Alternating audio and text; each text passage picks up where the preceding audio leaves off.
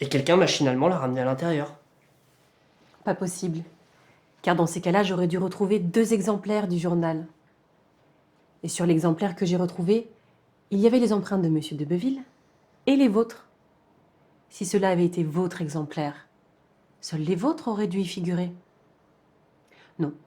Pour écarter tout risque d'erreur, je vais vous emmener faire une prise de sang. Alors là, non. Pas de piqûre. Je ne supporte pas, c'est depuis mon enfance. Je vomis, je tourne de l'œil. Je suis hématophobe doublé de bélonéphobie. Vous voulez ma mort sur votre conscience? Dans ces cas-là, avouez.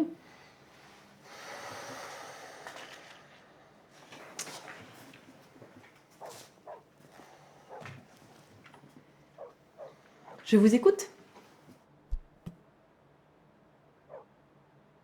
Et si je me rétracte? Y a pas de témoin? Prise de sang. D'accord. D'abord... Moustique.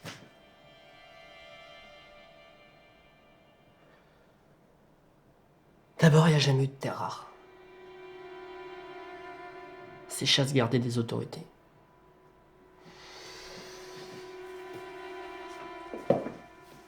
Sur le terrain, c'est tout autre chose que de commenter des évolutions d'indices.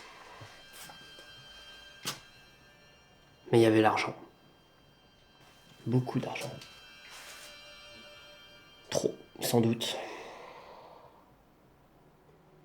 Alors je suis devenu un menteur professionnel.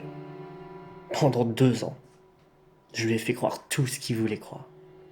Des martingales de folie. Les prix flambaient, on avait besoin pour tout. Les fusées, les voitures, les PC, les portables. Et je n'ai pas ménagé ma peine en lui envoyant des vidéos bidons. De faux bilans de société. Jusqu'à lui faire parvenir des échantillons de terres rares que j'ai réussi à me procurer. J'ai vécu comme jamais j'aurais pu imaginer.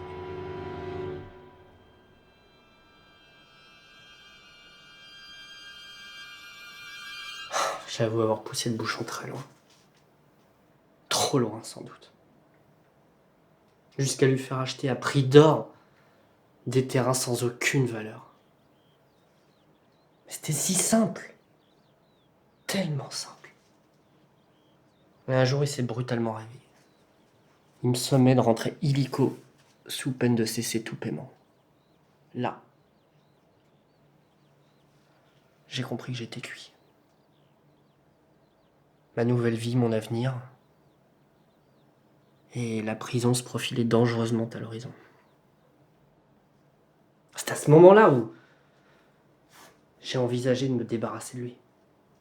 Mais j'ai d'abord cru qu'il voudrait éviter un scandale, pas passer pour un naïf. Seulement, j'ignorais qu'il avait embarqué dans l'affaire de ses relations.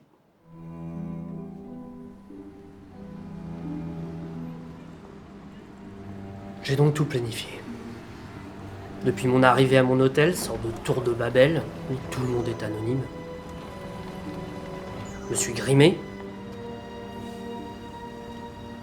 loué une voiture avec de faux papiers, récupéré mon vieux revolver d'ordonnance, laissé dans ma cave qui, elle, n'était pas louée, et suis allé chez lui à l'improviste, à la nuit tombante. Le ton est très vite monté. Il allait déposer une plainte, ses relations flairaient l'arnaque et menaçaient de le ruiner. Il me laissait aucune porte de sortie. Ma seule issue, m'en débarrasser. Vous connaissez la suite.